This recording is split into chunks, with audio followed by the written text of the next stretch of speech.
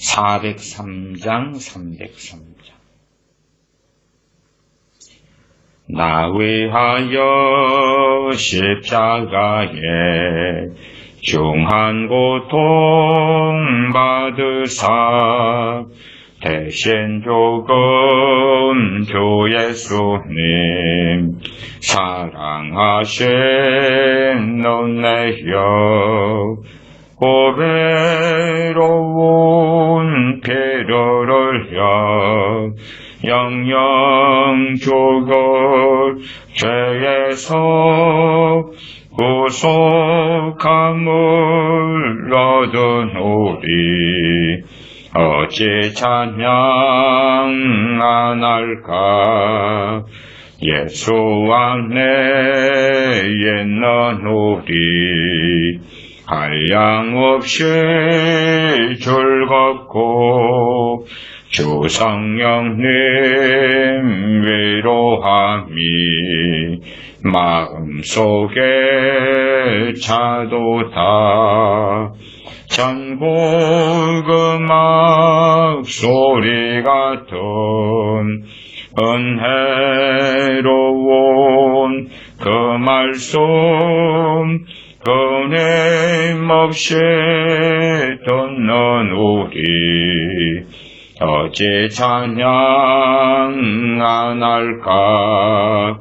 이 세상의 모진 풍파 쉬지 않고 불어도 주님 안에 보호받는 우리 마음 편하다. 늘 깨어서 기도하고 저 천국을 바라며 주님만을 기다리니 어찌 찬양 안 할까. 예수 안에 있는 우리 한량없이 즐겁고 주 성령의 위로함이 마음속에 차도다. 전국 음악 소리 같은 은혜로운 그 말씀 끊임없이 듣는 우리 어찌 찬양 안 할까. 이 세상의 모진 풍파 쉬지 않고 불어도 주님 안에 보호받는 우리 마음 편하다. 늘 깨어서 기도하고 저 천국을 바라며 주님만을 기다리니 어찌 찬양 안 할까. 나 위하여 십자가에 중한 고통 받으사 대신 죽은 주 예수님 사랑하신 은혜여 보배로운 피를 흘려 영영 죽을 죄에서 구속함을 얻은 우리 어찌 찬양 안 할까. 예수 안에 있는 우리 한량없이 즐겁고 주 성령님 위로함이 마음속에 차도다. 전곡음악 소리 같은 은혜로운 그 말씀 끊임없이 듣는 우리 어찌 찬양 안 할까. 이 세상의 모진 풍파 쉬지 않고 불어도 주님만의 보호받는 우리 마음 편하다. 늘 깨어서 기도하고 저 천국을 바라며 주님만을 기다리니 어찌 찬양 안 할까. 예수 안에 있는 우리 한량없이 즐겁고 주 성령님 외로함이 마음속에 차도다. 전곡음악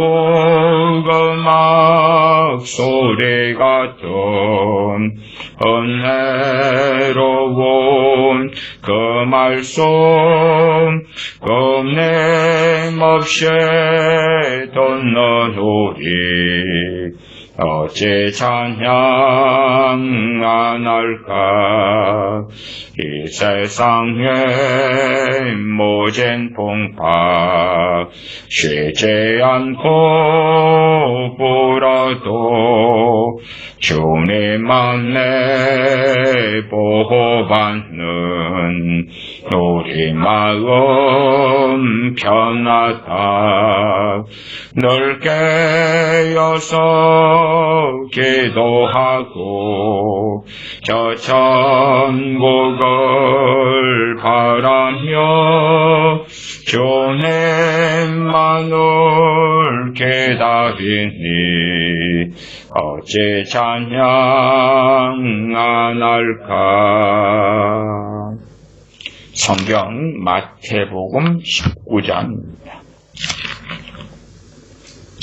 성경 신약성경 마태복음 19장 1절부터입니다. 마태복음 19장 1절부터 마태복음 19장 1절부터 9절까지 말씀입니다.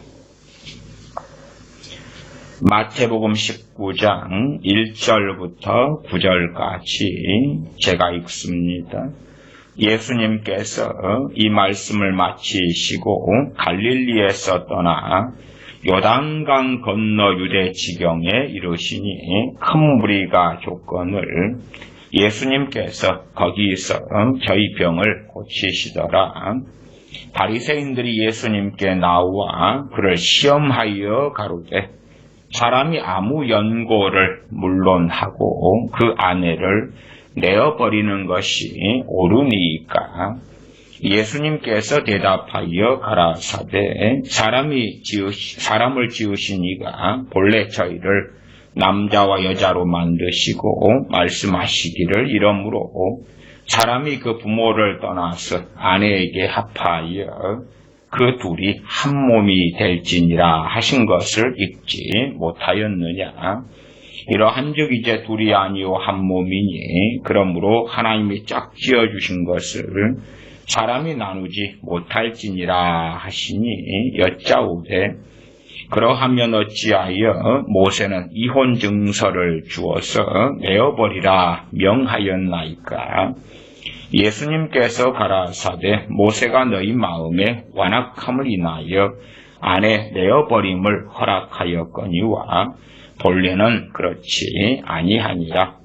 내가 너희에게 말하노니 누구든지 음행한 연고 외에 아내를 내어버리고 다른데 장가 드는 자는 간음함이니라. 아멘. 최근에 마가복음 10장의 말씀을 통하여 결혼과 이혼의 주제로 얼마간 말씀을 드렸었습니다.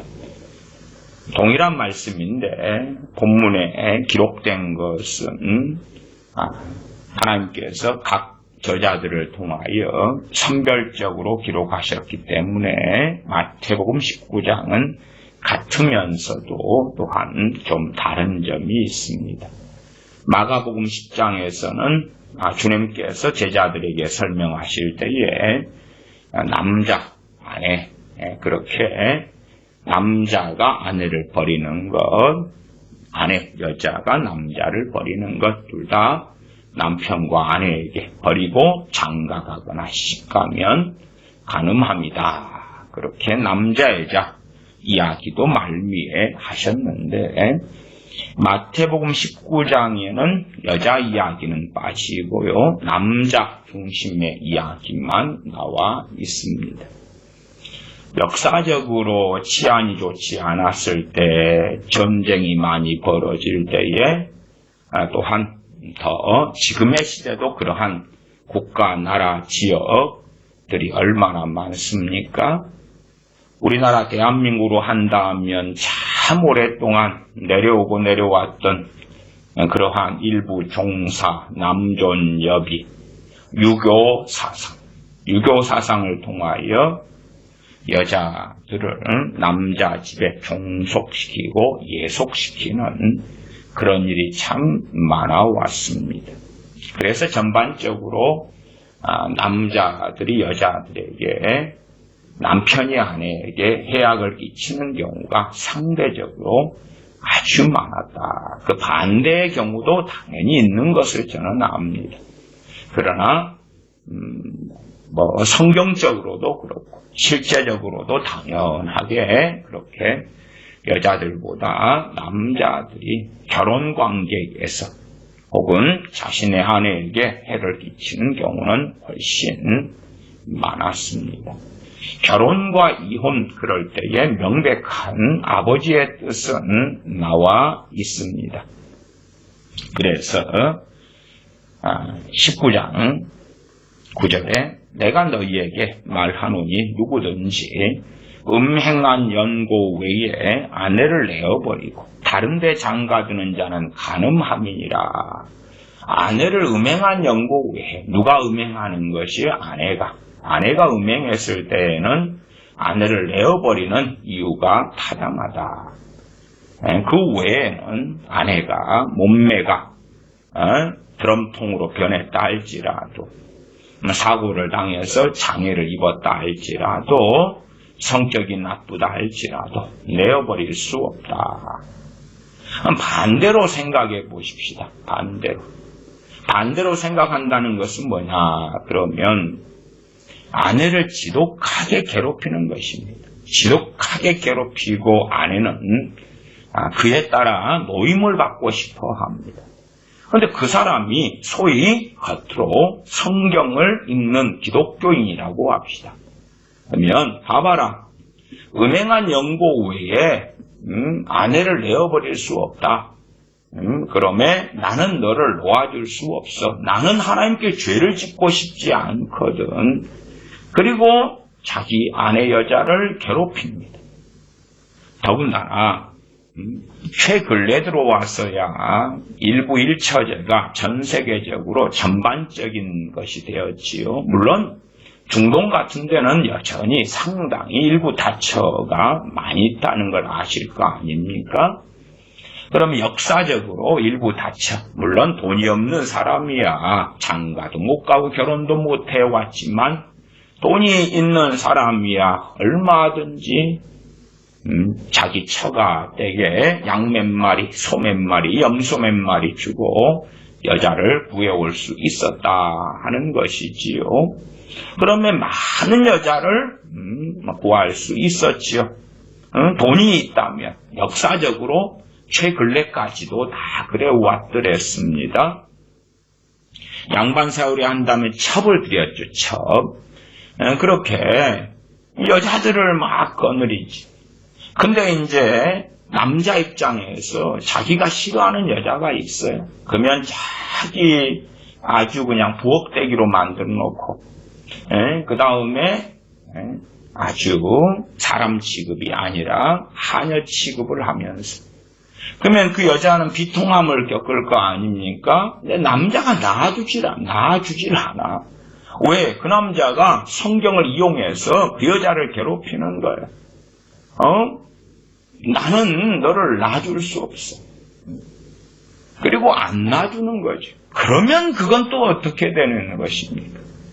그러니까 성경을 항상 사람들은 자기 입장에서 자기 편의적으로 이기적으로 악심을 가지고 해석하고 이용할 수 있다 그 말이에요. 그래서 하나님의 명확한 뜻, 하나님이 짝지어 주신 것을 사람이 나누지 못한다 할 때에 유감스럽게도 사람들의 이 강파감, 악함 때문에 이혼 증서를 써서 놓아줄 수 있도록 해주셨다 하는 것입니다. 8절에 예수님께서 가라사대 모세가 너희 마음의 완악함을 인하여 아내 내어버림을 허락하였거니와, 이 허락이 안 떨어졌다면 누구는 더 비참해집니까? 여자가 더 여자가 얼마나 비참해지고 비참해지겠어요.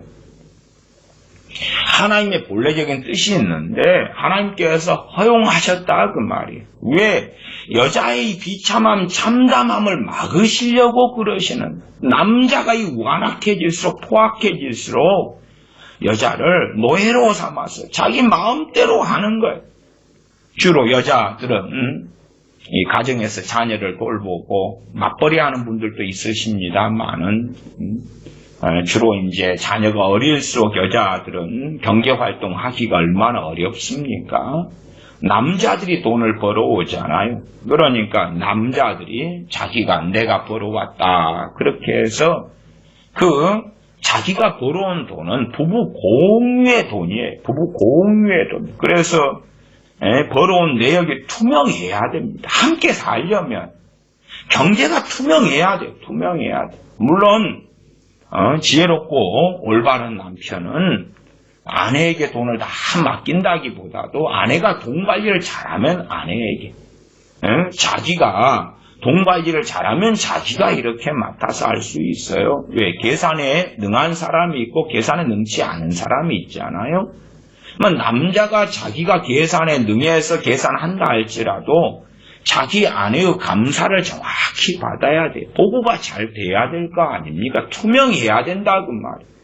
재정이 얼마, 급여가 얼마이고 번 돈이 얼마인데 여기에서 돈이 의료보험료, 전기세, 공과금, 아파트라면 관리비에, 월세에, 무엇에, 자녀 교육비에 이렇게 나가고 여기 돈이 얼마가 된다. 여기에서 얼마는 저축하는 데 쓰고 얼마는 당신 용돈, 그 다음에 내 용돈, 아내가 용돈이 필요할 거 아닙니까? 아내도 친구가 있고 아내도 아이스 아메리카노 한 잔 마시고 싶을 거고 자녀들에게 피자도 사줄 수 있을 것이고 친정 왕복하면 과일이라도 가지고 가야지요. 부모님 생신 선물을 챙겨드릴 수도 있고. 그래서 아내나 남편이 얼마간 가용돈을 가지고 그렇게 재정이 뚜렷하고 명확해져야 되는 거예요. 그러나 어떤 남자들은 월급의 명세를 자기만 알아. 그 다음에 아내가 그것을 알려하면 짜증을 내고 신경질을 내고. 이게 주님 말씀에 이미 어긋나 버려요. 왜? 한 몸이 되라 했잖아요. 한 몸이. 남자는 아내를 떠나서, 부모를 떠나서 아내와 한 몸이 되라고. 남자는 부모를 떠나서 아내와 한 몸이 되라 했는데, 한 몸이 안 되는 거예요. 한 몸이 안 돼. 결혼하기 합당치 않은 남자, 여자분들이 결혼한 다음에 결혼 생활은 스스로 서로 간에 비참해지는 거예요. 서로 간에. 그냥 결혼만 한다고 행복해진다고 생각하는 분들은 참 어리석은 분들이. 물론 장단점은 존재할 것입니다. 장단점은 존재해요. 그래서 결혼 생활의 고난에 대하여 고린도전서도 말씀을 하고 있습니다. 결혼한 사람에게는 고난이 있을 것이라. 말씀은 정확한데도 불구하고 결혼하면 행복만 있을 거라고 생각하시는데 전혀 성경을 알지 못하는 소치로소이다. 행복이 주어지는 부분이 있고 고난이 주어지는 부분이 있다 그 말. 무엇보다도 가장 큰 고난은 마음이 나누이는 거예요. 고린도전서 말씀처럼 고린도전서 7장에 나와 있지요. 그 결혼 생활에 대해서. 그러면 남편은 어떻게 하면 아내를 기쁘게 할까 하고 염려하고, 반대로 시집간 여자들은 어찌하여야 남편을 기쁘게 할까 하면서 마음이 나누인다. 나누어지는 마음을 주님께 향하려면 쉽지 않아. 또한 함께 살기 때문에 한쪽이 안 믿는 사람이고 내가 믿는 사람이다 그래. 기도할 틈을 얻는 게 쉽습니까? 특별히 주일날 예배를 드려야 되는데 안 믿는 한쪽 편이 우리 여행 가자는데 산책 가자는데 주말에 좀 쉬어야 되는데 가족인 당신과 함께 시간을 보내고 싶어. 나는 예배 드려야 되겠는데 안 맞잖아요. 안 맞아. 트러블이 계속 일어납니다. 저는 남편과 아내 관계 때문에 소위 말하면 아내를 기쁘게 하거나 남편을 기쁘게 하려고 하면서 신앙생활을 그만둬버린 가정들, 사람들을 알고 있습니다. 나아가서는 남편, 아내를 기쁘게 한다기보다도 괴롭힘을 적게 당하려고 신앙생활을 안 하는 주님을 등지는 사례들도 알고 있습니다. 제가 목회했던 교회 안에서도 그런 일들이 벌어지기도 했거든요. 교우분들 속에서. 왜냐하면 교회만 가면 괴롭히는 거예요. 괴롭혀. 그러니까 안 괴롭힘 당하려고 일어나는 일들. 또한 자기의 비율을 안 맞춰주면 요즘에는 카드로 쓰잖아요. 카드를 아내에게서 수거를 해버려요. 아니 먹을 걸 사야 되고 시장을 봐야 되잖아요. 카드를 수거해버려요. 기가 막힌 남자들도 있습니다. 돈을 자기 손아귀에 움켜쥐면서 아내를 농락을 하는 거예요. 사실은 그런 경우는 고린도전서에서 정당한 이혼 사유가 되는 것입니다. 남자가 살기를 싫어하거든 반대로 여자가 살기를 싫어하거든 하나님의 자녀들은 그런 것에 구애받을 필요가 없다. 그러나 반대로 성경을 이용하는 자들은 그럴 수 있지요. 상대방을 노예로 부리면서 나는 너랑 살고 싶거든. 그냥 가까이 두면서 막 괴롭히는 거예요. 지배하고 조종하고 끌고 다니는 거예요. 그러면서 나는 너와 함께 살고 싶거든. 그리고 돈을 통해 경계를 통해서 무엇을 통해서 계속 괴롭히는 거예요. 그러한 참담한 부부, 참담한 결혼관계도 너무나 많습니다. 너무나 많아요. 이 결혼에 대해서 너무나 많은 각종의 사례들, 상황들이 많기 때문에 그러한 다양한 사례들을 가지고는 다 어떻게 다루기가 어렵습니다. 그래도 지난 시간에 이어서 조금 더 다룰 터인데 특별히 이제 포인트를 그렇게 맞춰보겠습니다. 고부 갈등 이렇게 하겠습니다. 고부 갈등. 물론 고부 갈등만이 아니라 장인 사위 혹은 장모 사위 갈등도 있을 것이고 아니면 자기하고 남자인 자기하고 자기 집 부모하고 결혼 이후에 갈등도 있고 그 다음에 여자분 아내 되는 분과 자기 친정 사이에 갈등도 있을 것입니다. 그걸 대표하는 용어로 그냥 가장 많은 사례가 있는 것이 고부 갈등이니까 일단은 그러한 이야기를 중심으로 좀 해보려고 합니다.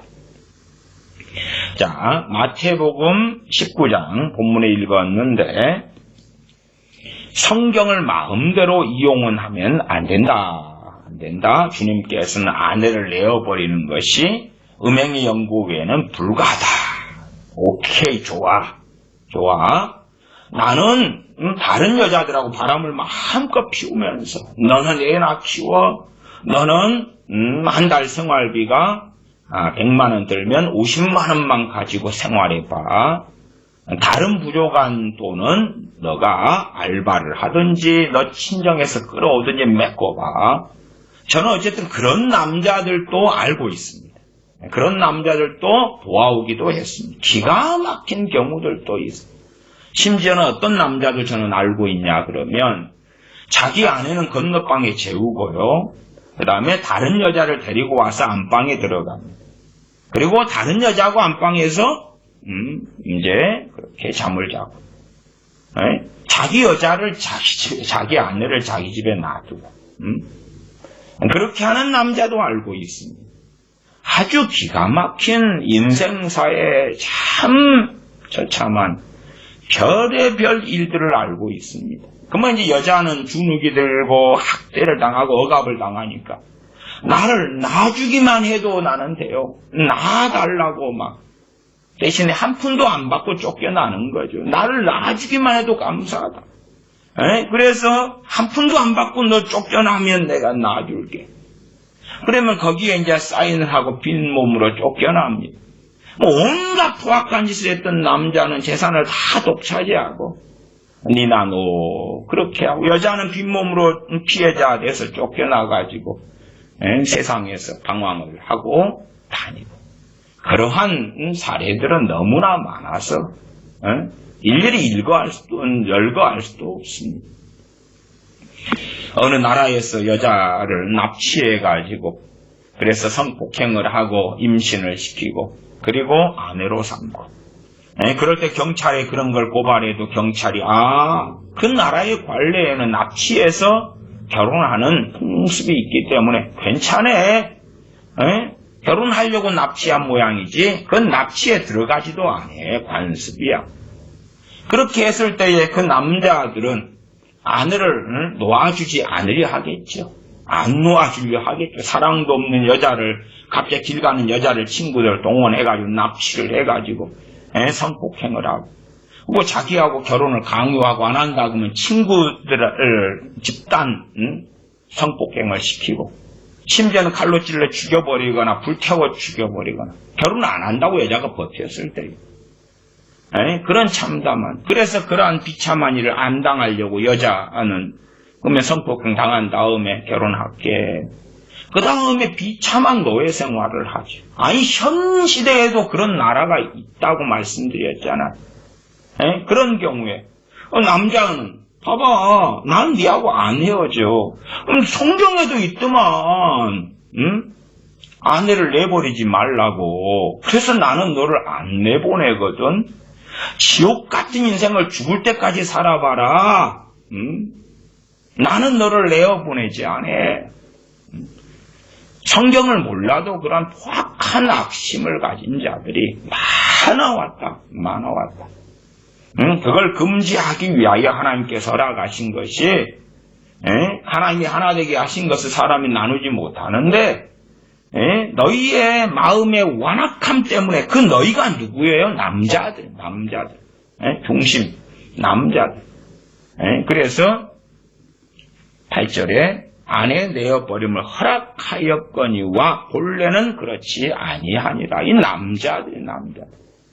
마테마가 누가 요한복음에도 주님과 대항하여 싸우는 사람들이 다 남자들이지 여자가 어디 얼마나 있을지요. 다 남자들이 그렇게 중심적으로 하는 걸 알 수가 있지요.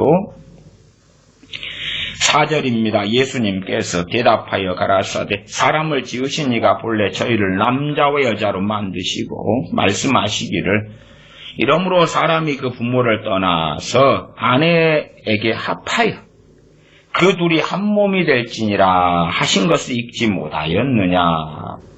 결혼의 핵심은 뭐냐 그러면 사람이 그 부모를 떠나 아내에게 합하여. 그러니 그 사람은 남자입니까 여자입니까? 남자지요.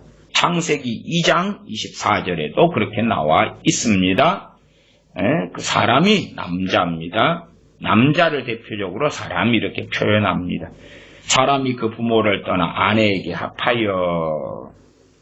가장 큰 문제가 이 남자들이 부모에게서 떠나지 않았다는 문제입니다. 이게 제가 이 자녀들이 부모를 공경하는 것, 효도하는 것, 그 핵심은 뭐냐 그러면 부모에게 독립하기 전을 이야기합니다. 부모가 해주는 밥을 먹고 부모의 집에서 잠을 자고 돌봄을 받고 그럴 때의 부모 공경이에요. 부모하고 독립된 다음에는 부모 공경의 말씀은 동일하게 가지고 있지만 그러나 실제적인 내용이나 이런 많은 것들은 완전히 달라집니다. 완전히 달라집니다. 부모에게 독립한 다음에는 자녀는 부모 권리 아래에 있지를 않습니다. 내가 남자다. 그리고 아내를 만나 결혼했다고 칩시다. 그러면 그 가정의 머리는 남편이 되는 것이지 자기 부모가 되는 게 아니다 그 말이에요. 자기 아내하고 남편하고 한 몸이 되었어요. 거기에 시어머니가 감나라 배나라 할 수가 없다 그 말이에요. 실상 유감스럽게도 결혼 준비가 안 된 많은 사람들이 결혼을 하는 것입니다. 제가 어느 고등학교에 있을 때에 그 고등학교에는 이제 같은 과 선배님들이 여러 분 계셨어요. 그 중에서 이제 한 2년 선배 되는 양반이 그때가 교사 월급이 그 양반이 한 160만 원 정도 받았던가 그래요. 옛날 90년 중반. 근데 160만 원 정도 받았는데 저는 그때 초봉이 150 이럴 때인데 그 친구는 이제 선배는 한 160. 그래도 그 정도 가지고는 교사로서 어쨌든 혼자 결혼하지 않은 상태니까 괜찮게 살 수 있어요. 당시에는요. 괜찮게 사는데 그 선배가 씀씀이가 굉장히 해퍼가지고 한 달에 돈을 쓰는 게 한 350 정도씩 씁니다. 350씩. 근데 이제 그 선배의 부모 집이 굉장히 사는 집이에요. 그래서 부모님이 용돈을 한 달에 얼마씩 주냐면 200만 원씩 줍니다. 이렇게 합치니까 이제 사는 거죠. 좋은 차를 타고. 그 다음에 이제 막 여행 다니면서 돈을 잘 쓰죠. 특별히 교사하니까 방학 때가 있잖아요. 그러면 유럽 여행 다니고 어디 다니고 돈 쓸 때는 뭐 그냥 천지가 돈 쓸 때지. 그러니까 한 160만 원 이렇게 월급을 받는데 옛날 25년 이상 전에 근데 350을 쓰는 거예요. 자 그러면 이제 그 선배가 그때 나이가 29 뭐 이럴 때입니다.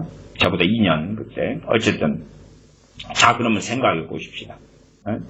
29살에 아직 이제 그 선배는 그때가 여자친구가 뭐 없었던 걸로 아는데 결혼 전입니다. 근데 자 결혼을 했다고 칩시다. 자 그러면 씀씀이라는 것이 그게 쉽게 바뀝니까? 못 바뀌어요.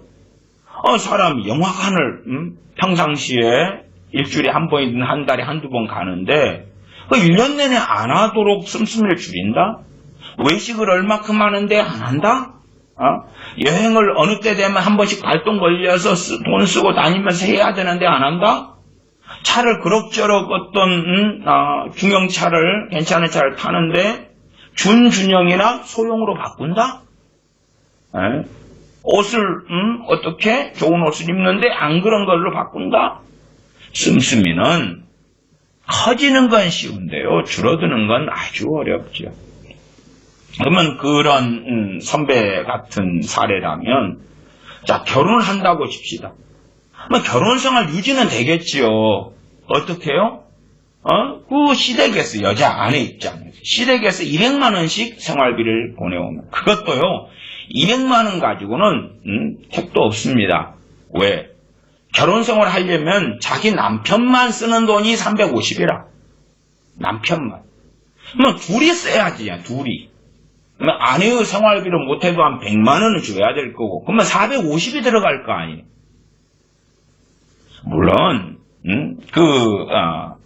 선배의 부모님들이 바람은 그럴지도 모르죠.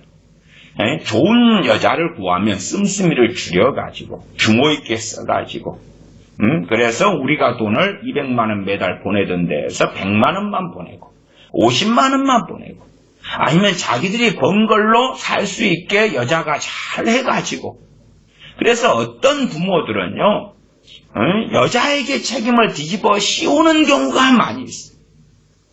세상말 그런 말이 있잖아요. 남자는 여자 하긴 나름이다. 정말로요? 에이, 그렇게 보이는 일들이 조금 있을 뿐이에요. 조금 있을 뿐이요. 백엔잎 송사라고 조금 꼬셔가지고 누워가지고 막 속닥거려서 이간질도 하고 뭐 또 하면서 어떻게 할 수 있을지 몰라도 이 본질과 본성을 어떻게 여자가 어떻게 한다 해서 쉽게 변합니까? 안 그렇지요. 안 그래. 근데 이제 시자 돌립니다. 그러면은 며느리한테 자기 아들에 대한 책임을 다 뒤집어 씌웠어. 그래서 예를 들어 아들이 바람났을 때도 참 못된 시댁은 그렇게 합니다. 너가 잘했으면 그런 일이 있겠냐. 뒤집어 씌우는 거예요. 뒤집어 씌워. 그런 경우는 정말 시자 돌림이 포악하고 악하다. 포악하고 악하다. 그러면 악인과 가까이 하면 뭘 받아요? 해를 받아. 해를 받아.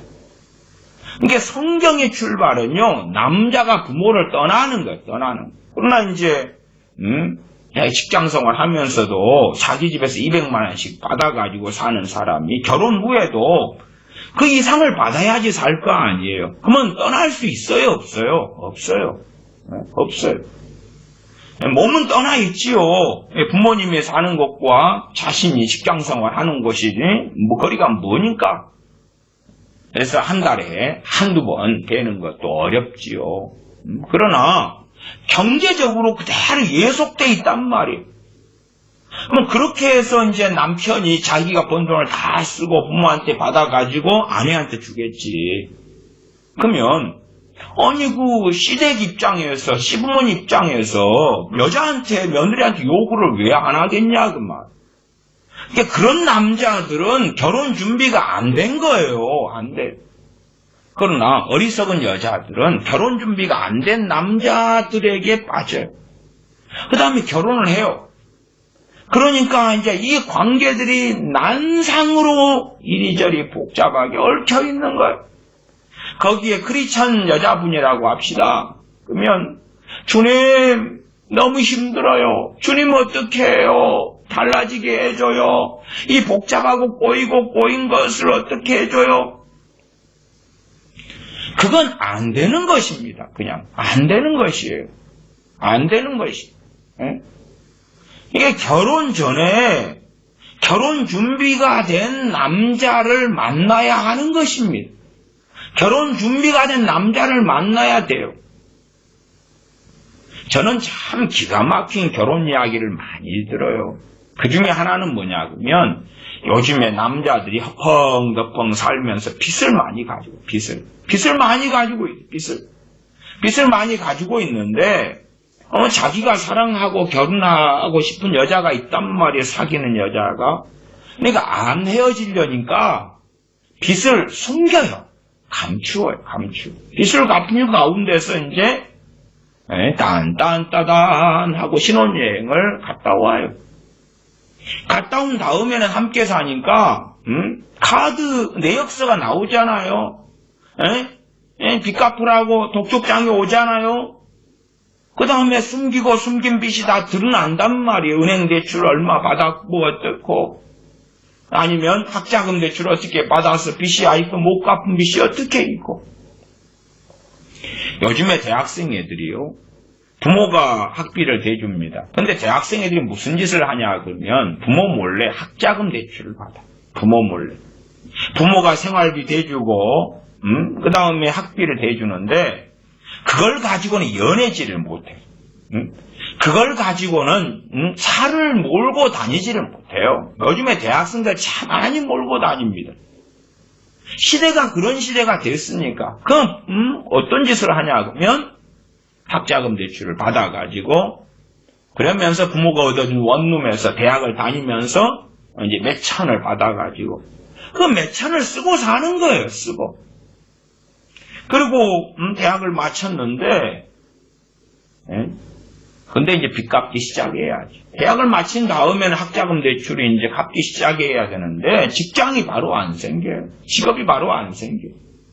아니면 이미 대학생 때부터 그렇잖아요. 쓰는 것이 펑덕펑 쓰는 것이 습관이 됐는데 그런데 직장을 다닌다고 해도 쓰기 바쁠 거 아니에요. 쓰기 바쁠. 학자금 대출을 직장 다닌 지 몇 년 돼도 제대로 갚지를 못해요. 거꾸로 직장은 다니는데 빚이 더 생기는 경우도 있어요. 왜? 직장인 대출이 또 있잖아요. 연애를 좀 많이 한 남자 있잖아요. 예를 들어 남자를 많이 갈아탔어요. 여자를 많이 갈아탔어요. 남자가 여자를 반년에 한 번 여자가 바뀌고 1년에 한 번 바뀌고 막 이렇게 1년에 몇 번 바뀌고 그러면 10중 8구 그렇습니다. 그 남자는 빚이 많아요. 빚이 많아. 연애 고작 연애를 안 하고 살았어. 아니면은 그 뭐라 그래요? 모태솔로 태어날 때부터 그냥 그 연애 같은 걸 몰라.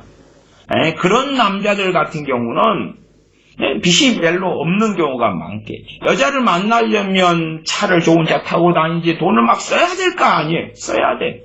응? 혼자 뭘 먹는 거다고 같이 먹을 때는 더 좋은 식당에 가고 더 좋은 커피도 마셔야 될 것이고 더 아름다운 곳으로 다녀야지. 그러지 도서관에 앉아가지고 대학생 때처럼 얼굴만 보고 있겠느냐 그 말이에요.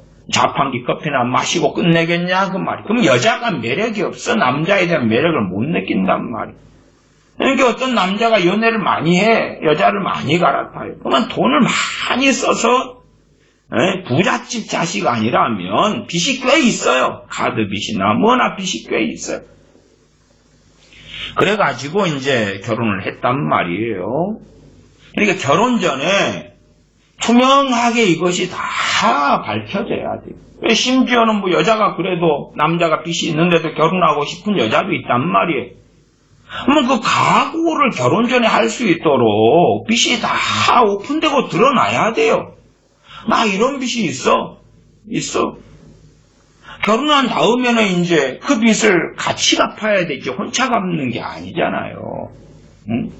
내가 벌어서 갚을게. 아니 벌어가지고 가정이 아내가 살림을 살고 가정을 꾸리도 돈을 줘야 되는데 무슨 벌어 갚아요. 결국은 결혼한 다음에 남자가 벌어서 빚을 갚는다 해도 여자분이 뭐 직장생활을 결혼한 다음에도 하고 있다 할지라도 남자가 번 돈은 자기만의 돈이 아니란 말이 이제 결혼한 다음에는 그런 판국인데 숨겨버린다? 그런 케이스가 요즘에는 너무 많아. 남자애들이 빚을 잔뜩 가지고 있어. 그래서 이제 요즘에는 어쨌든 이 결혼 연령이 점점 늦춰져서 30살이 넘어가고 하잖아요. 그 다음 결혼을 잘 안 하고 그런 상당한 이유도요. 남자가 자기 쓸 돈도 못 벌어요. 자기 쓸 돈. 그 다음 빚이 많아요. 빚이 많은데 결혼을 상상을 할 수 있겠냐? 그 말. 그건 못해요. 여자도 씀씀이가 커져가지고 인스타그램 같은 데 보면 다 일본 여행 갔다가 뭐 중국 여행 옛날 같으면 여행 다니는 거예요. 동남아 여행 다니고 유럽 여행 배낭 여행 다니고 씀씀이가 많은데 어떻게 뭘 벌어놨어요? 벌어놓지 않으니까 결혼한다 그러면 이제 손을 벌려야 돼. 양가 부모님한테. 양가 부모님한테 손을 벌려요. 그러면 그 의존적인 관계가 쉽게 끊어지기는 어렵죠.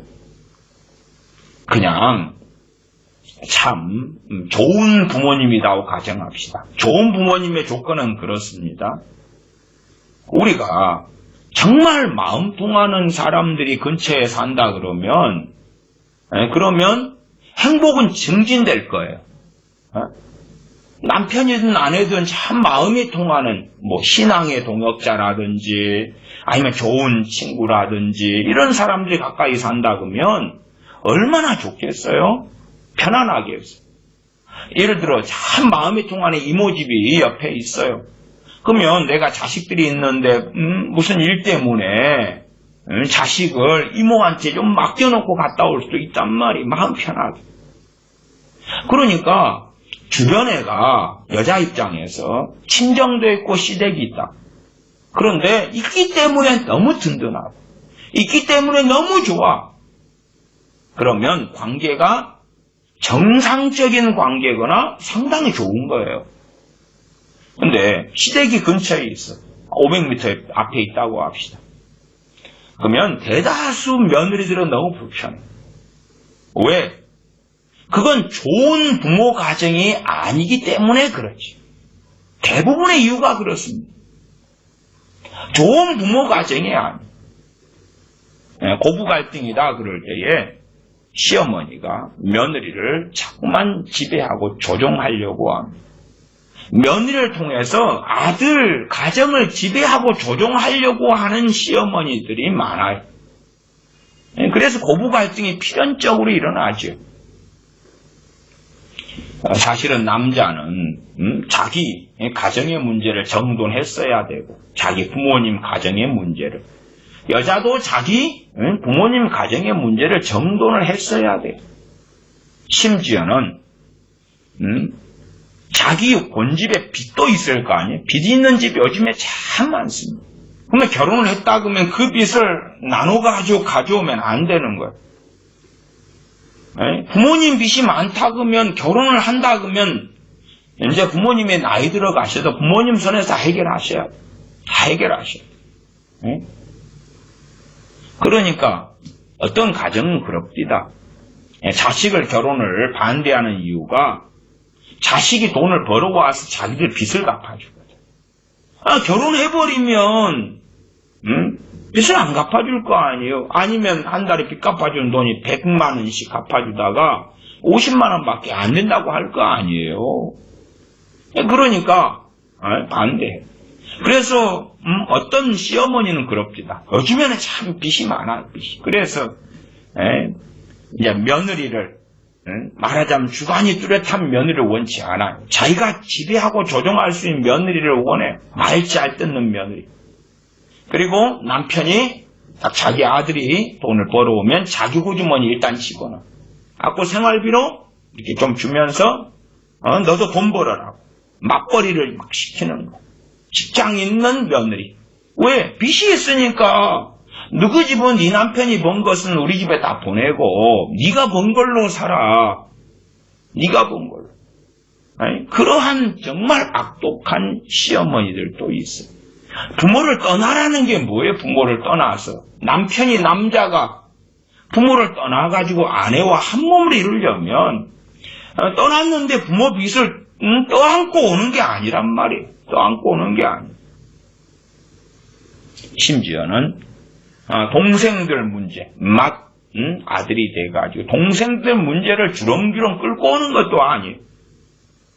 떠나야 되는 거거든. 그게 사실은 자식을 결혼시킬 준비가 안 된 부모도 참 많아요. 많아.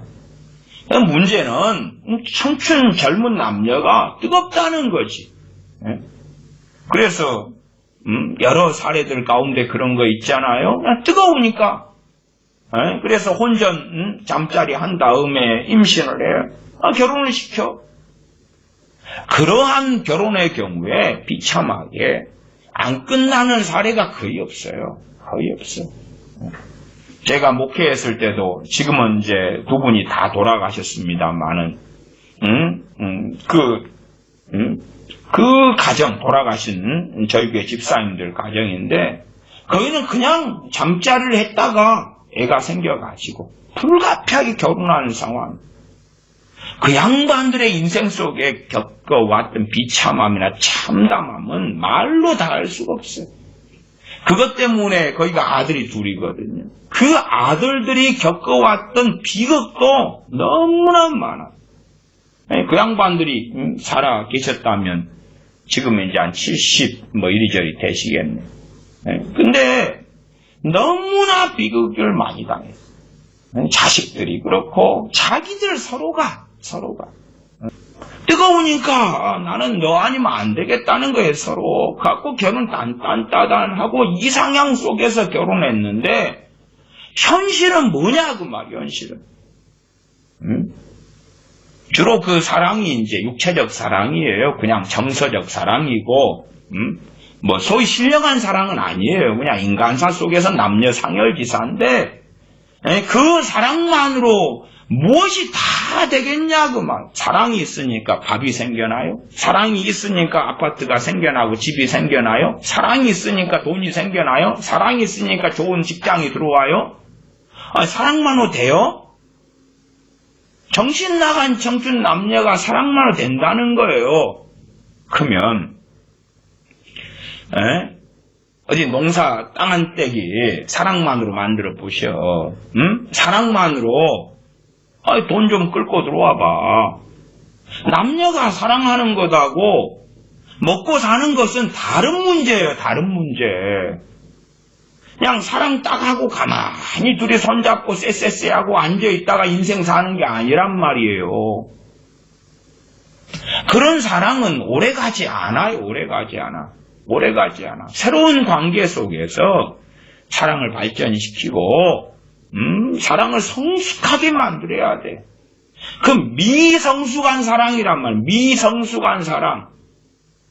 어떤 면에서 그런 사랑을 뭐라 하냐 그러면 첫눈에 반했다 그러기도 하고 콩꺼풀이 쉬운 사랑이다 그러기도 해요. 그냥 미성숙해.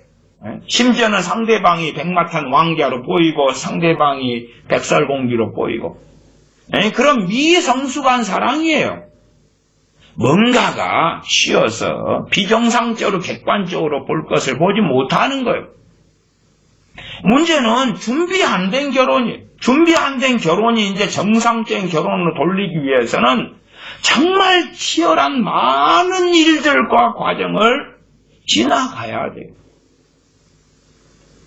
그래서 가장 바르게 하려면 결혼 준비를 한 남자, 결혼 준비를 한 여자가 만나서 결혼하는 거예요. 결혼 준비대. 특별히 핵심은 남자입니다. 남자가 자기 집을, 자기 부모를 못 떠나버립니다. 그러니까 성경을 이상하게 갖다 쓰면 안 돼요. 잠언 23장 25절에 내 부모를 즐겁게 하면 넌 낳은 어미를 기쁘게 하라. 내 부모를 즐겁게 하면 너 낳은 어미를 기쁘게 하랴. 그럼 자식들이 이제 결혼한 다음에도 내 부모를 기쁘게 하려면 누구 중심의 삶을 살아야 되겠어요? 내가 여자다 그러면 남편이 머리인데 그게 아니라 내 부모님이 머리입니다. 기쁘게 하려면 직장 갔다 오거나 자기 가정에서 자기 친정아버지 퇴근할 때 되면 얼른 달려가고 그렇게 해야 될 거 아니에요? 남자는 자기 부모를 기쁘게 하려니까. 그러나 남자들은 원래 무심하잖아요. 자기도 무심하게 살아왔다가 결혼한 다음에 자기 아내한테 자기 부모 짐을 다 떠넘겨버려. 부모 생일을 챙기라 그러지, 부모 기념일 챙기라 그러지, 부모님 아프면 병원에 모시고 다니라 그러지. 이게 자기 부모님 짐을 다 떠넘겨버려. 그러고 홀가분해지는 거예요. 심지어 결혼한 다음에 자기 집에 번 돈을 자기 집으로 자기 남편 아내 둘이 번 돈을 자기 시댁 여자 입장 시댁으로 막 다 밀어 넣는 거예요. 왜? 어머니가 몸이 아파서 한 달에 돈이 얼마씩 들어가 막 밀어 넣는 거예요. 정말로 그래서 가정이 유지가 되면 기적이에요. 기적. 그러니까 결혼 전에 남자 입장에서 어머니가 아파요. 내가 한 달에 200만 원을 벌어서 어머니 병원비로 50만 원씩 넣고 있어요. 그리고 그렇게 할 수밖에 없는 형편이에요. 그러면 결혼 전에 그것을 투명하게 밝히고 결혼할 배우자, 예비 배우자의 동의를 얻어야 된단 말이에요. 자원함의 동의를. 근데 그걸 다 숨겨. 왜? 여자를 잡으려고. 그러면 가정이 파괴되면 그 책임이 누구에게 많이 있겠어요? 남자에게 많이 있지. 그래놓고 이제 결혼한 다음에는 단지 법률적으로 그런 부모 관계가 며느리 관계, 자식 관계가 됐을 뿐인데, 그런데 이제 내 부모만 되냐? 너 부모도 되지? 그걸 뒤집어 씌우는 거예요. 정도 없는데. 아니, 함께 살아온 게 틀린데 같이 한 공간에 보고 있으면 불편하지요. 불편해. 그런데 네 부모도 된다고 그냥 강제로 자기 남자 자기 부모에 그냥 딸 같은 그런 일을 해달라는 거예요. 딸들이 그렇잖아요. 결혼 전에 자기 방도 잘 안 치워. 근데 부모네 집을 항상 와서 돌보고 치워주고 챙겨주고 그러라는 것이 말이 되겠냐 그 말. 그러니까 남자가 부모를 떠나라. 그래서 아내와 합하여 한 몸이 이루라 그 말이. 아내와 합하여서. 근데 안 떠나요. 경제적으로. 요즘에 남자애들이 뭐 부모한테 원룸이나 오피스텔 얻어주라 해가지고 나가잖아요. 몸뚱아리는 나가요. 그러면 이제 엄마가 자기 아들한테 항상 반찬해가지고 오피스텔이나 원룸에 막 냉장고에 넣어주는 거죠. 넣어줘. 이리 먹어라 저리 먹어라. 전화해서 야 오늘 네 생일인데 엄마가 미역국 못 끓여서 미안하다. 그거 다 누리잖아요. 남자가. 누려요. 경제적으로 정서적으로 예속되고 결합되고 그래서 제대로 못 떠나는 거예요. 이게 참 서로 사랑으로 결혼했다고 가정해도요. 막상 이제 결혼한 다음에는 이해관계가 충돌하거든요. 이해관계가. 돈을 어떻게 쓸 거부터가 틀리는 거예요. 남자가 결혼 전에 이게 남자가 저축하는 습관을 안 가진 남자 있잖아요. 그러니까 그런 남자의 경제관념은 처참해요. 처참해. 저축을 안 했다는 이야기는 200만 원 번 남자가요. 200만 원 다 썼다는 이야기 아니에요. 200만 원만 썼겠어요? 플러스 알파 카드로 빚내가지고 돌려쓰게 하고 있을 수 있단 말이에요. 아니요. 부족한 돈을 제 그 선배처럼 자기 본집에서 끌어와가지고 쓴단 말이에요. 이 남자가 직장이 정확해. 200만 원 버는 게 맞아. 근데 직장생활 3년 했는데 뭐 하는 게 없어. 그럼 뭔 일이 있었던 거예요. 뭔 일이 아주 복잡하게. 부모 집에 돈이 다 들어가 부모 빚이 많아가지고 막 집어넣고 있든지 씀씀이가 해퍼가지고 본드로 다 쓰고 있든지. 자 그러면 그나마 좀 깔끔한 걸로 합시다. 200만 원을 벌어서 200만 원 내가 다 써버려. 그런 남자예요. 혹은 여자하고 결혼했어요. 그러면 여자한테 뭘 원하겠어요? 여자 네 벌어놓은 돈 얼마 있어? 나 5천만 원 벌어놨는데 내놔. 이제 우리 하나잖아. 내놔. 언제 내놓으라 그래? 신혼여행 갔다 온 다음이지. 신혼여행 갔다 온 다음에 말하자면 이제 혼인 신고에 거기에 이제 뭐 사인에 먹물도 채 안 마를 때. 자, 너 5천만 원 뭐 하는 거 내놔. 같이 쓰자. 털어먹으려고 하거나. 아니면, 네 돈 벌어. 여자를 돈 벌게 해요? 그 다음에 이제, 여자도 200만 원 번다고 합시다. 그걸 뽑아먹어. 자기 200만 원 번 건 지가 다 쓰고, 여자가 200 벌었으면, 나한테 50만 원 용돈 주고, 150 가지고는 살림 살아. 그리고 여자는 직장생활 갔다 온 다음에 빨래하고 애까지 생기면 더 골치 아프지. 더 골치 아프지. 빨래하지, 식사 준비하지, 청소하지, 직장생활 하는데도 그걸 다 해야 돼. 남자 와이셔츠 다림질 해놔야 되지. 여자도 출근해야 되는데 심지어는 남편 직장은 가까운 데 있고 집 가까운 데 있고 여자 직장은 뭐 전철 타고 1시간 반을 가야 돼. 근데 그걸 안 해놓으면 짜증내고 신경질 내요. 이미 결혼했는데 어떻게 할거요? 자, 그러면 남자가 200만 원을 벌어와요. 그리고 자기가 다 써왔어. 그 남자애. 그러면 결혼한 다음에 그 재정은 어떻게 관리가 될 수 있겠냐고 말이야.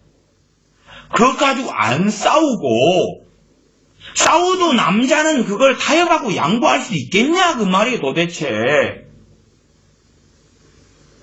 그러니까 실행 문제가 없어도 결혼하잖아요. 그때부터는 싸울 일들이 한가득이 싸울 일들이. 그런 판국인데, 그래서 자기 가정도 유지하기 어려운 그 위기를 헤쳐나가야 되는데, 시댁이라고 합시다. 시댁이 무거운 짐을 준다.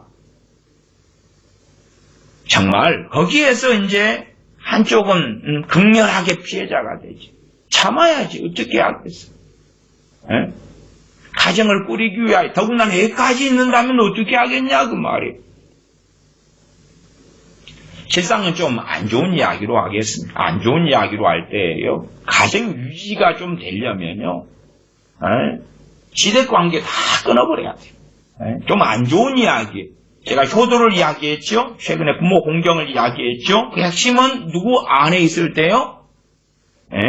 부모 아래에 살아갈 때. 그 다음에 정상적인 효도와 부모 공경은 진리 안에서라는 것은 어리석지 않은 사람은 다 알 거다 그 말. 다 알 거다 그 말. 부모 공경이 하나님을 기쁘시게 하는 것이 아니라 부모의 종로로 노예살이가 되는 것은 하나님을 기쁘시게 하는 거예요? 안 되는 거예요? 안 되는 거예요. 사도 바울이 갈라디아서 1장 10절에 이제 내가 사람들에게 좋게 하랴 하나님께 좋게 하랴 사람들에게 기쁨을 구하랴 내가 지금까지 사람의 기쁨을 구하는 것이었다면 그리스도의 종이 아니니라. 이제 내가 사람들에게 좋게 하랴 하나님께 좋게 하랴. 자식이 단지 부모를 좋게 하려고 애를 써서 부모의 허수아비가 되고 노예가 되고 부모는 좋아하겠지. 문제는 그것이 어떨 때는 문제가 안 될 수 있으나 어떨 때는 하나님과 정반대편에 서게 되는 것이 되고야 만다 그 말이에요. 부모 입장에서 어떤 부모요? 이기적이고 자녀를 지배하고 조종하고 싶은 부모. 주로 이제 나이가 들면 여자분들이 그런 경우도 있고 남자분들이 그런 경우도 있더라고요. 그런 부모 입장에서는 자기 손아귀에 자식이 있어야 편한 거예요. 이리 지배하고 저리 지배하고 조종하고 싶어요. 동네 아저씨 중에 한 분이 제 살아왔던 동네입니다. 아저씨 중에 한 분이 자기 자식이 돈을 벌면 다 자기가 수고했어요. 다 수고했어. 자기 손아귀에 돈을 움켜쥐고 주지를 않아요. 그러니까 자기 아내분도 먹고 살려면 자기가 벌어다가 먹여 살려야 돼 자녀들을. 남자는 다 손아귀에 돈 움켜쥐고 지맞어요. 지맞어요. 잠언 23장 25절에 내 부모를 즐겁게 하며 너 낳은 어미를 기쁘게 하라. 그건 기본적으로 부모하고 함께 살 때. 그것도 사람을 기쁘게 하는 중심이 되면서 하나님을 안 기쁘시게 하는 상황하고는 다른 상황이고, 그리고 부모가 결혼해서 자식이 결혼해가지고 부모를 떠나는 경우는 전혀 또 다른 경우가 벌어진다는 것을 아셔야 돼요. 유교의 효도는 죽을 때까지 부모 중심으로 사는 거고 어른 중심으로 사는 거예요. 그러나 성경은요, 결혼할 때는 남자가 부모를 떠나는 거예요. 떠나서 아내하고 연합해서 하나가 되는 거예요. 그러니까 정상적인 이제 결혼한 새 가정, 자식 가정이라고 합시다. 자식 가정하고 부모네 가정하고 정상의 관계가 되면 자식 가정이 그렇게 고백할 거예요. 시댁이 가까이 있어서 너무 좋다. 친구들한테도 그러겠지요. 며느리가 시댁이 가까이 있어서 너무 좋다고. 친정이 가까이 있어 너무 좋다고. 주로 여자들 가운데는 제가 살펴볼 때에 한 5에 하나 정도 여자들이 좀 안 좋습니다. 근데 여자들은 그래 5에 너희는 결혼한 다음에는 괜찮아집니다. 상대적으로. 남자들은 거의 안 그래요. 남자들은 한 5에 하나가 좀 좋은 남자가 있어요. 5에 하나가. 5에 하나가. 여자들은 그래 5에 4은 그럭저럭 괜찮아요. 왜? 결혼한 다음에는 여자들이 희생하고 헌신해야지만이 가정 유지가 되거든요. 그래서 여자들은 친정이 가까이 있어 좋다고 많이 그래요. 왜냐하면 여자들의 입장에서는 자기 가정이 중심이기 때문에 그래서 친정에 놀러 갔다가도 자기 남편 퇴근할 시간 되면 얼른 온단 말이에요. 와. 그리고 친정에 가서 된장을 퍼오고 고추장을 퍼오고 김치가 없다 그러면 김치를 가져오고 그래요. 그러나 시댁이 가까이 있어서 좋은 일은 거의 없습니다. 왜? 시댁이 대부분 잘못 행하는 경우가 태반이기 때문에 그래요. 그러니까 시댁이 바르게 한다 그러면 며느리 입에서 무슨 말이 나오는 게 며느리도 다 좋은 며느리가 있는 건 아니에요. 그러나 상당한 경우에는 시댁 문제가 많아요. 며느리 입에서 시부모님이 정직하게 가까이 있어서 너무 좋다. 의지가 되고 힘이 되고 좋은 이웃이 되어주는 거예요. 좋은 이웃이. 지배하고 조종하려는 시부모가 아니라 힘이 되고 의지가 되고 때는 인생을 더 앞서 살아봤기 때문에 세상 사는 인생의 지혜를 가진 좋은 선배가 되어주고 가정의 부부가 행복하게 잘 꾸리고 새로운 출발이니까 전혀 총각대로 살던 때가 아니기 때문에 그렇게 살 수 있는 그러한 좋은 힘이 돼야 돼. 반면에 이제 자식의 부부 때문에 자기들의 신앙도 유지하기 어려운 케이스도 많이 또 있더라고요. 자식들이 결혼을 했는데 자기들의 무거운 짐을 부모한테 떠넘기려고 해요. 부모는 어떻게 할까? 이제 그런 반대되는 케이스도 사실은 많이 있어요. 근데 그까지는 이제 오늘 말씀에는 신혼부부다. 그 중심으로 이야기를 좀 하는 것입니다. 그러니까 자기들 짐을 자기들이 자기 십자가를 지고 따르라 그랬잖아. 자기 십자가를. 근데 결혼한 다음에 부모 십자가를 같이 져? 그건 아니에요. 그러니까 결혼한 다음에 자기 가정을 꾸린 다음에 그 다음에 이제 새로운 관점에서 어떻게 부모를 공경할 것인가를 고민하셔야지. 그러지 결합돼가지고 떠나지도 못한 상태에서의 경제적인 예속이 돼가지고 부모 빚을 계속 갚고 있다거나 합의가 제대로 부부가 대화도 안 됐는데 부모님 약값을 일방적으로 한쪽에서 막 주고 있다거나. 저는 어떤 여자분이 그런 분이 있더라고요. 자기 동생들 이런 치닥거리를 해요. 장녀로서 가난한 집에 동생들 학비를 대주고 있고 그 다음에 부모님 집에 부모님이 무능해요. 생활비를 대주고 있고. 그러니까 이 부모 입장에서요. 나쁜 부모인데 무능하니까 나쁜 부모. 왜 나쁜 부모냐 그러면 자식을 끌어안고 자식으로 먹고 살려는 거거든요. 그래서 자기 딸이 과년했는데 결혼을 안 시키려고 해요. 결혼을 안 시키려고 결사적으로 막아요. 그 다음에 이제 결혼을 어찌어찌 반대했는데 했어요. 그러니까 딸을 그렇게 괴롭히는 거예요. 왜 괴롭혀요? 돈 내놓으라고. 너가 결혼한 다음에 기존에 너가 살면서 그러면서 우리한테 줬던 생활비와 너 동생들 학비를 그대로 떼라고. 아니면 네 남편이 잘 버니까 더 내놓으라고. 결혼해가지고 이제 한 2, 3년 지나서 그래서 이제 애가 들어서고 직장을 그만뒀죠. 돈 내놓으라고. 그러니까 애가 들어서기 전까지도 굴복해가지고 돈을 어느 타협해서 보내왔단 말이 친정에. 그 다음에는 이제 직장을 아이를 가지면서 못하게 되니까 돈을 못 벌잖아요. 돈 내놓으라고. 참 이렇게 부모든 자식이든 양자의 문제가 어떻게 얽히고 설켰는지 그런 가정들은 너무 많아요. 그러니까 하나님께서 계획하신 그 가정이 안 되는 거예요.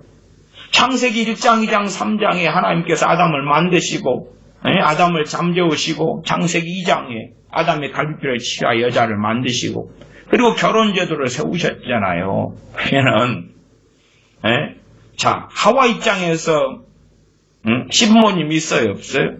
없어. 아담 입장에서 자기 장인 장모 있어요? 없어요? 없어. 깔끔하잖아. 깔끔해. 없어. 없어. 하나님만 공경하면 되지. 본래가 시부모가 있고 장인 장모가 있다. 친정 부모님이 있다. 자기 부모님이 있다는 건 결혼한 다음에는 큰 기둥이고 의지가 되는 거거든요. 본래가. 부모 가정이 울타리가 되어줄 수도 있는 거예요. 자녀 가정이 울타리가. 근데 그건 고사하고 그 가정을 파괴시키는 데 앞장서는 그러한 가정들이 많아.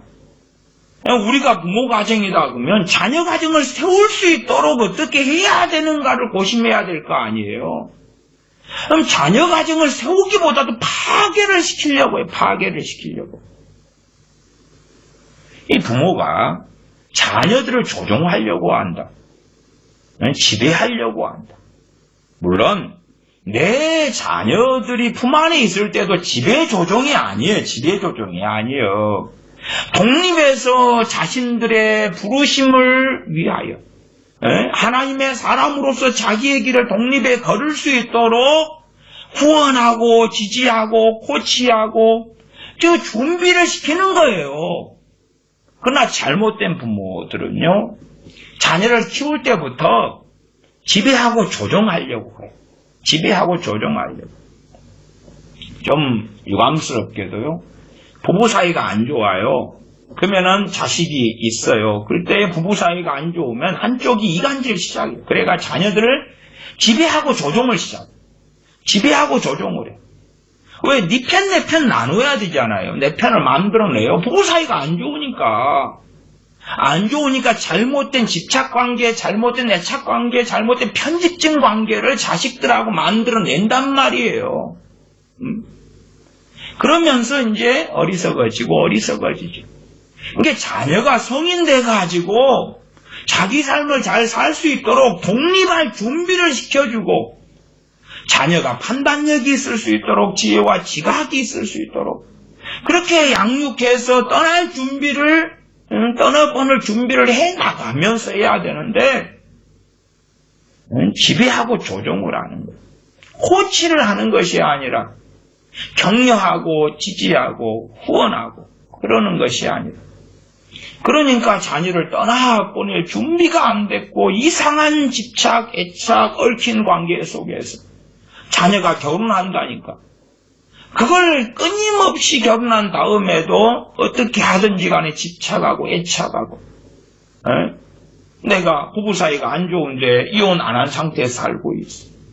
그러면 자기 남편이다 그러면 꼴 보기 싫은데 자식이 결혼했으니까 자주 보러 가야 될 거 아니에요? 자주 보러 가려는데 자기 아들한테는 야단을 못 치니까 며느리한테 돌려가지고 돌려차기, 이란 옆차기 뭐 해야 될 거 아니에요? 전화를 해가지고 왜 집에 자주 안 들리냐? 아니면 좀 잔머리가 좋은 시어머니라고 합시다. 그러면은 내 아들은 감자탕을 좋아해요. 내 아들 좋아하는 감자탕 해놨다. 남편 퇴근하거든 같이 와서 감자탕 먹고 가라. 그래가지고 막 불러대는 거예요. 집에 조종이죠. 그러면 좋아하는 감자탕 애쓰고 해놨다는데 안 갈 수도 없고 불편하잖아요. 왜? 자기 가정은 자기 가정대로 삶이 있거든. 김장 같은 것도 마찬가지예요. 자, 너희 주려고 김장한다. 김장하는 날 언제 와라. 김장 도와주고 가져가라. 정말 그것도 좋은 관례 자체가 아니에요. 언제 결혼해가지고 갔으면 자녀 가정이 인터넷으로 김치를 시켜 먹든지 중국산 김치를 사 먹든지 자기들 담아 먹든지 알아서 할 문제지, 알아서 할 문제. 김장하려면 자기 집 것만 하면 돼. 근데 왜 자식들 것까지 막 하느냐? 지배 조종하려고.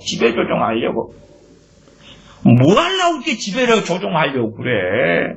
당신들 먹을 거나 하면 되지. 당신들 먹을 거나. 그거 며느리 안 좋아해요, 그거. 안 좋아해. 응? 뭐, 딸은 좋아하겠다, 딸은 그냥 친정 엄마가 먹을 것까지 해놨어. 그러면 덥석 가서 받아오면 되지, 딸은.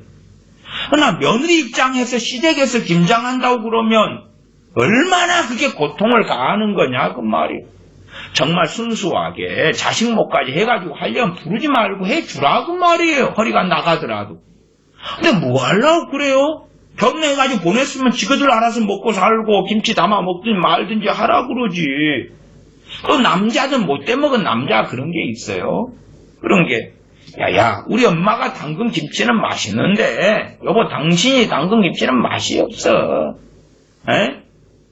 그럼 발로 차가 쫓아내버려야지.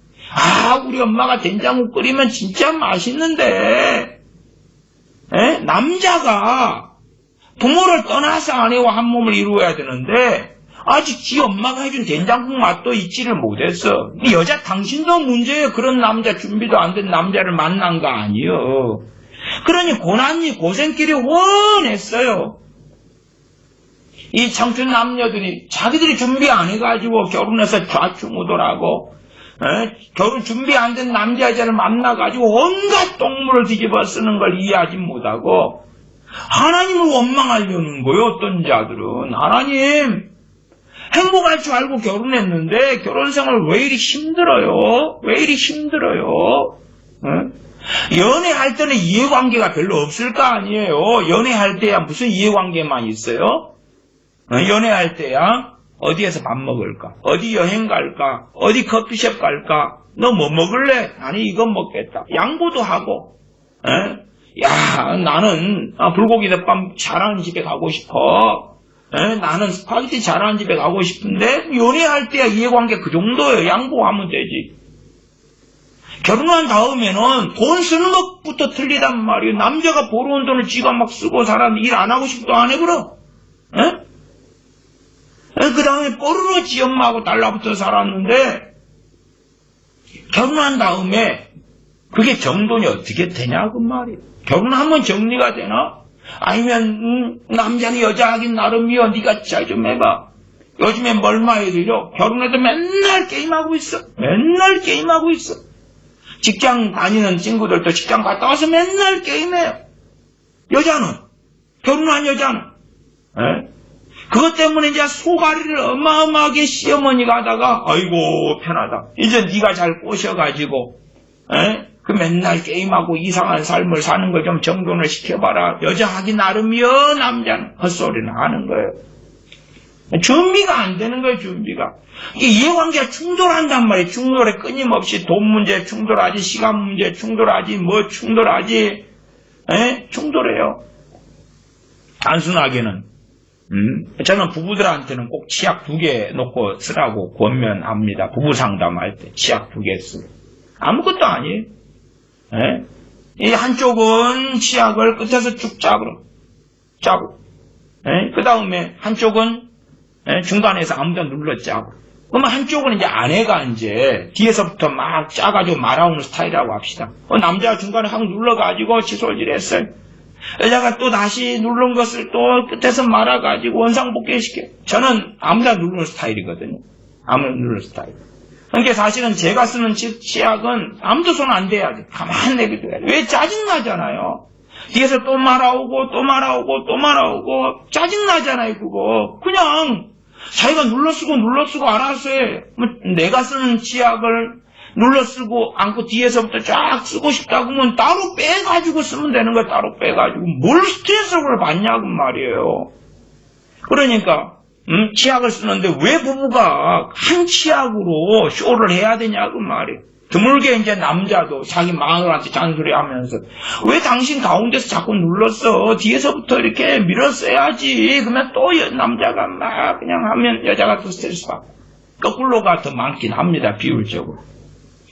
그래서 치약은 2개 따로 써서 남자는 지 마음대로 그냥 아무데나 눌러 쓰라 그래. 당신만 뒤에서 보기 좋게 하면 되지. 그렇게 또 이야기하면 어떤 분들은 나는 깔끔하게 정리가 안 돼 있으면 나의 마음이 못 견뎌가지고요. 아이고, 결혼 준비 안 된 거에 그냥 살지 마. 아니, 이미 결혼했는데. 아이고, 당신이 아이고. 그러니까 그 작은 것도 이해관계.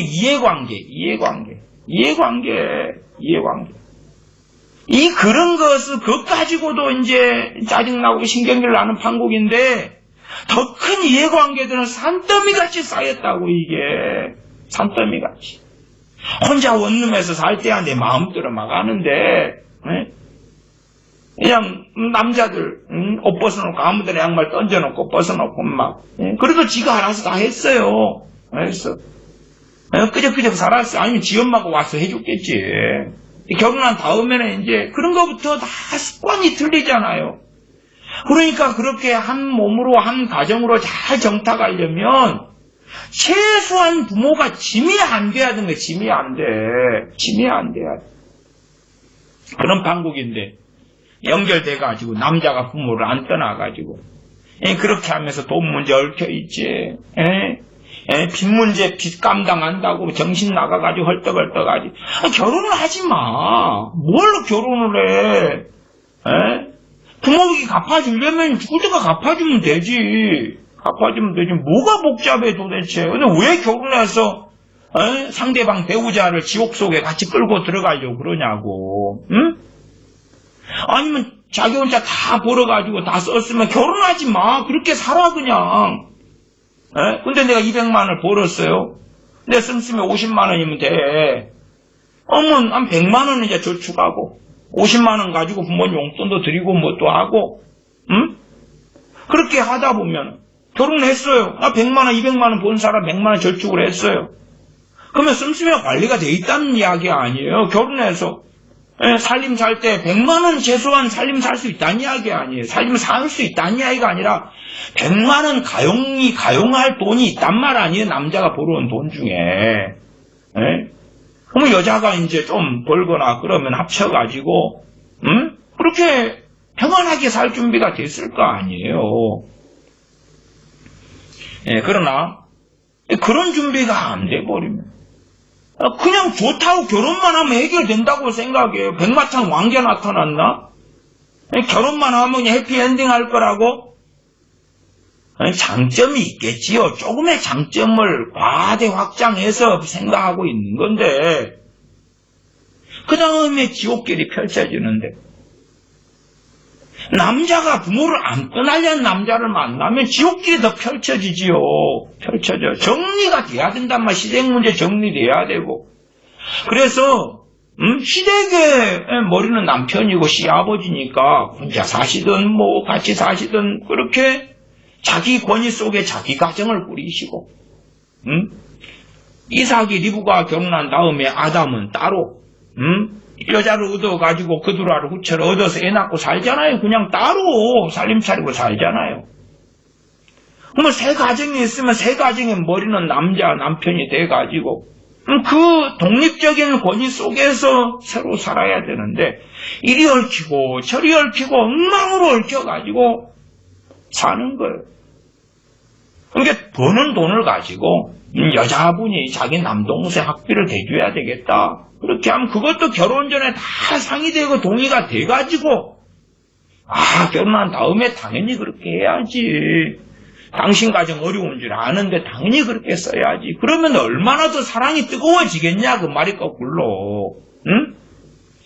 남자가 내 어머니 아파서 매달 50만 원 약값을 드려야 돼. 여자가 아이고 내가 당신 어머니가 내 어머니가 되시니까 그렇게 해야지요. 왜 결혼 전에 동의를 자원함으로 얻어가지고 하면 여자도 복이 될 것이고 남편 입장에서도 아이고 당신은 정말 현수간 여인이로세 그렇게 하겠지요. 결혼 전에. 근데 마음대로 그렇게 하면서 동의를 안 받으면 엎드려 절받기가 그게 쉬워요. 그게 여자가 마음이 지켜지겠어요? 자원함으로 하나님께 드리는 걸 하나님이 기뻐하시는 것처럼 상대방에게 선택할 수 있게 해줘야 될 거 아니에요. 선택보다는 강제사항으로 하면, 강제로 밥 먹으면 기분 좋아요? 배고파서 자원함으로 밥 먹어야 맛있겠지. 강제로 그냥 입 벌리고 집어넣어버리면, 내가 먹어야 되는 밥이라도 뭐가 얼마나 좋겠냐, 그 말이에요. 내가 섬겨야 돼도 자원함으로, 상대방이 서로 가정을, 또 자기 부모님을 섬길 수 있도록 그렇게 지혜롭게 정리하고 정돈을 해 주어야 한다고 말. 그러나 그렇게 하지 않고 이상하게 저리저리 얽혀버려. 이리저리 얽혀버려. 그래가지고 어떻게 이 자식을 떠나보낼 때도 마찬가지예요. 떠나보내기를 잘해야 된다고 말이에요. 잘 떠나와야 돼요 또. 그렇지 않으면 이게 아이고 이제 주님 말씀 보니까 이거 헤어지는 건 아닌데 마태복음 19장 6절에 이러한즉 이제 둘이 아니요 한 몸이니 그러므로 하나님이 짝지어 주신 것을 사람이 나누지 못할지니라. 아이고 헤어지면 안 되겠는데 그러나 그 이리 얽히고 저리 얽힌 이 정말 심각한 문제들이 그냥 난장을 피우고 있을 때에 그게 정상적이고 그나마 만족하고 행복한 결혼 생활을 어떻게 하겠냐 그 말 어떻게 하겠냐. 그냥 고린도 전서 7장 같은 경우는 결혼해가지고 어떻게 아내가 남편을 기쁘게 하고 남편은 아내를 기쁘게 할까 해서 마음이 나누인다는데 그걸 넘어서서 남자가 아내도 기쁘게 해야 되겠지, 내 엄마도 내 아빠도 기쁘게 해야 되겠지, 뭐 엉망이 돼버리는 거예요. 엉망이 돼버려요. 자기 십자가를 져야 되는데 그리고 주님을 따라야 될 거 아니에요? 그러나 자기 십자가가 아닌 다른 십자가들을 막 몇 개를 지는 거예요. 아이고 우리 엄마 십자가도 내가 져야지, 우리 아빠 십자가도 져야지, 내 동생 십자가도 져야지, 이것저것 다 져야 되겠다. 그건 혼자 살면서 하시면 돼. 혼자 살면서. 같이 살면서는 그거 동의 구해야 되고 상대방이 동의해 줄 때에 그 이상으로 사랑해 주셔야 돼. 그 이상으로 감사해야 돼. 자기 배우자한테. 아니 사는 인생사가 부모님 집이 가난하고 병도 들고 얼마든지 그런 일이 있잖아요. 그 짐을 기꺼이 남편이나 아내가 함께 져준다 그러면 얼마나 감사할 일이에요. 얼마나 감사할 일. 그러면서도 정리정돈을 잘해야 된단 말이야. 안 그러면 당신들 가정이 무너지고 깨져요. 한 집에서 살고 있다 해서 부부인 건 아니에요. 법적으로는 부부이지만 원수일 수도 있어요. 원수일 수도 있어요. 증오로 가득할 수도 있어요. 날마다 함께 얼굴 보고 한솥밥 먹고 한 입을 덮고 사는 것이 지옥 같을 수도 있고 온갖 마음으로 죄만 짓는 그런 가정들이 얼마나 많아요. 남 보기에는 행복하게 보이는 가정이 속으로는 썩어 골마 들어간 가정이 너무 많아요. 제가 어느 교회 전도사로 있을 때에 다 예배당에 올 때 어느 부부가 중년의 부부가 그 부부가 이제 제가 다이드 교회 목사님 딸과 사이였는데 다 금술 좋게 그렇게 다 예배당에 왔어요. 그 이제 그 교회 건물 그 건너편 아파트에 그 목사님 사위하고 사위 부부가 살았거든요. 딸하고 초등학생 딸 아들이 있었는데 금술 좋게 탁 손잡고 너무 행복한 부부처럼 이렇게 왔어요. 다녔어요. 전 그런 줄 알았어요. 어느 때 이제 애들 주일학교 아이들 가운데 그 집사님 가정에 그 애들을 제가 공부를 가르쳤어요. 공부를. 당연히 무료로 전도사니까 무료로 가르치니까 그 이제 큰 딸이 초등학교 고학년에 되는 큰 딸이 이제 자기 집에 맨날 일어나는 막 엄마 아빠 사이에 비극적인 막 싸움. 그래 이제 그런 사정을 다 이야기하는. 그 나머지 전부 다 가식이었던 거지. 다 가식이었던 거지. 거기에는 이제 그 여자분 목사님 따님 되는 여자분이 문제가 심각하긴 했어요. 심각해서 집안 살림을 안 해버려. 이게 남편이 돈을 꽤 그럭저럭 벌어오는 공무원인데 그걸 돈을 다 쓰고 그 돈이 부족한 거예요. 그러니까 그 마이너스 통장, 카드 땡겨가지고 다 써버려요. 이게 맨날 빚으로 사는 거예요. 그리고 여자는 불평불만해. 남자가 무능하다고. 돈 잘 버는 공무원이었거든요. 직책도 괜찮았고 승진도 그럭저럭 되고 있고. 근데 돈을 완전히 다 그냥 어쨌든 아이고 그래서 그러면서 맨날 싸움이에요. 싸움. 그렇게 해도 자기끼리 살아도요. 아이고 정말 이리저리 얽히고 해가지고 겉모습만 그냥 부부이지 안으로 꼴마가지고 비참한 사례들은 얼마나 많아요.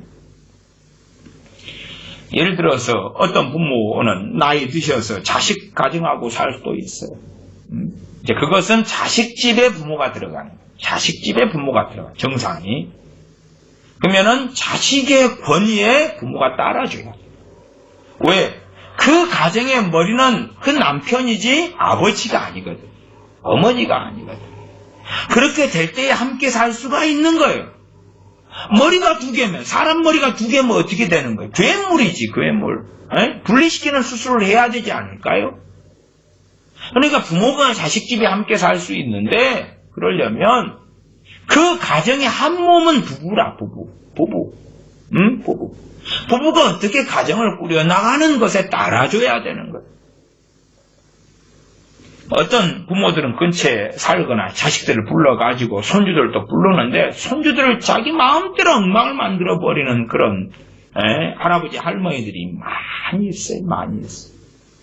그래가지고 손주들을 과보호하고 원하는 대로 다 해주면서 엉망을 만들어버려요. 그래가지고 며느리나 아들이 어머니 그렇게 하지 마세요. 그래 하면은 막 너희들이 잘못 키운다 그러면서 입에 개거품을 물고 그렇게 하는 시어머니나 이런 사람들도 정말 보아왔어요. 미안하지만 그런 경우는요 끊어야 돼. 왜? 부모님 죄 안 짓게 해야 되잖아요. 영원한 하나님 앞에서 어떻게 설 것인가를 생각해야 되지. 관계를 정리를 해야 돼. 이게 좀 극단적으로는요, 시댁을 다 끊어버려야지 사는 그런 경우도 있어요. 살려면. 심지어 친정을 다 끊어내버려야 될 경우도 있어요. 부부도 상대가 암초가 되는 경우도 생각외로 많은데, 또 요즘에는 애들을 키운다고 해도 애들이 얼마나 세상 애들이 돼가지고, 그냥 비극적인 일들을 끌고 들어오는데, 그래서 한 가정이 정상적으로 세워지고 하려면 내가 결혼하기 전에 결혼 준비가 돼야 된다. 준비가 돼야 돼. 그리고 이제 새 가정을 꾸릴 때 되면 협력해서 도와줘야 돼. 도와줘야 돼. 그래서 최소한 말이 나와야 될 거 아니에요. 정직한 말이. 야, 우리 부모님 집 근처에 있으니까 너무 좋다. 근데 그 말이 남자 입에서 나와. 미쳤어. 미쳐도 적당히 미쳐야지. 그건 며느리 입에서 아내 입에서 나와야지 그게 좀 사실이 되는 거예요. 지는 편하겠지. 지는 지 마누라를 노예처럼 부려먹고 지 부모님이 지 원하는 데 다 해주고 옆에 있으니까.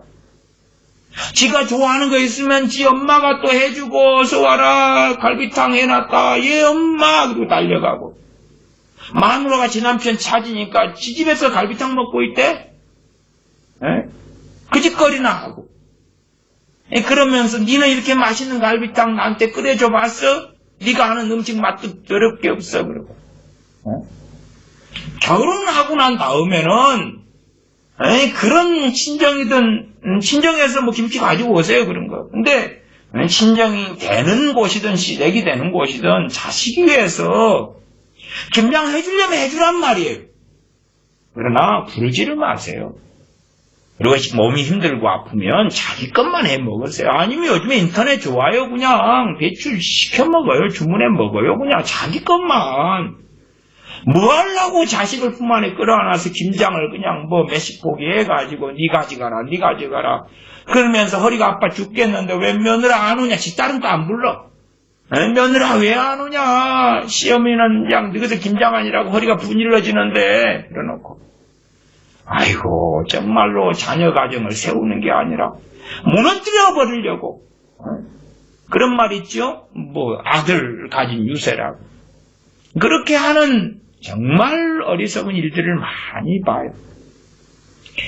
성경은 정말 주님께서 말씀하시는 것이 정확합니다.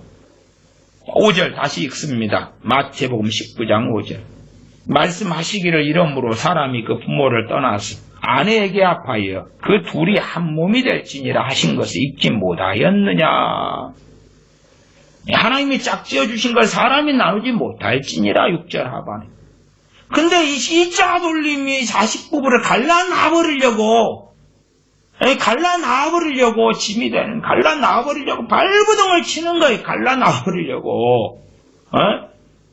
드물게는 이제 친정에서 그런 경우가 있어요. 드물게는. 이제 드물게 상대적인 건 시댁보다 친정이 좀 더 상대 적다. 그런 것을 이야기하는 거예요. 부모 가정들이, 부모 누군가가 자식을 갈라버리려고 이간질도 해요. 이간질을 해요. 아니, 아들, 며느리나 아니면 딸 사위가 자기 집에 기쁨으로 올 수 있는 것을 조성하라 그 말이에요. 그만 오지 말라 해도 오면 좋은데 왜 안 오겠어? 왜 안 오겠어? 요즘의 자녀들은요, 자기들의 짐지고 살기도 어려워요. 짐을 자기들 것 짊어지는 것도 버거워 죽겠는 거예요. 근데 무슨 짐을 지우려고 그래요? 무슨 짐을? 마찬가지예요. 중년의 부부도요, 자기들의 노후를 준비를 해야 돼요. 그냥 자녀에게 뼈골을 다 갈아가지고 내주고 나면, 너희들이 이제 우리 늙으면 책임져라. 그런 요량으로 뼈골을 갈아내봐야 자식이 그거 절대 안 알아줍니다. 안 알아줘. 적당하게 하라고, 적당하게 모든 걸 적당하게 질서대로 하라. 돈도 없는 주제에 왜 자식 대학 보내려고 보내냐 그 말이에요. 가고 싶으면 저기서 돈 벌어 가지. 돈도 없는 주제에 뼈골 갈아내고 한 밭대기 있는 거 팔아가지고 바치고 소 2마리 있는 거 팔아가지고 바쳐서 대학 보낼 거고, 그러면 이제 이렇게 내가 네 남편 대학 보냈으니까 며느리야, 내가 네 남편 이렇게 고생시킨 돈 벌어서 다 뼈골 갈아내서 대학 보내 공부시켜서 네 남편 만들어줬잖아. 그러니 너도 해줘. 얼토당토하는 정신 나간 일이로세. 적당하게 중년으로 살아가면 적당하게 하고 자기 형편에 따라서 하고, 그리고 나머지는 저축해야 저축해서 노후를 준비해야 돼. 준비를 해야 돼. 딱딱 버는 대로 자녀 입속에 다 집어넣으면 자녀가 알아줄 것 같아요? 더 달라 그러지? 많이 가진 가정은 많이 할 수 있는데, 적게 가진 가정은 그 형편에 따라서 살아 그 말이에요. 형편에 따라서. 대학도 못 보는 형편에 뭐 하려고 대학 보내려고 발부동을 치냐 그 말이에요. 정신이 어디를 정신을 가출을 시키셔가지고 그러시느냐. 그렇게 하면 안 된다.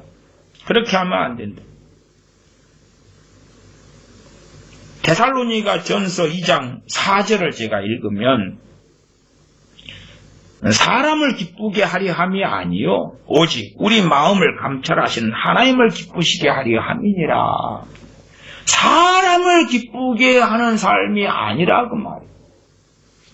어떤 것은 사람을 기쁘게 하는 것이 하나님을 기쁘게 하시는 것이 될 수 있어요. 그러나 어떤 건 사람을 기쁘게 하려면 하나님과 정반대의 길에 서는 게 있을 수 있다는 걸 아셔야 돼요. 부모의 자기 마음대로 부모의 정욕에 따라주는 것이 부모를 기쁘게 하는 것이 되겠지요. 그러나 그건 하나님과 등지는 것이 되는 거예요. 등지는 것이. 부모를 기쁘게 하는 것도 그것이 하나님을 기쁘게 하는 것이냐 그렇지 않느냐도 고심해야 될 많은 일들과 많은 상황들이 있다.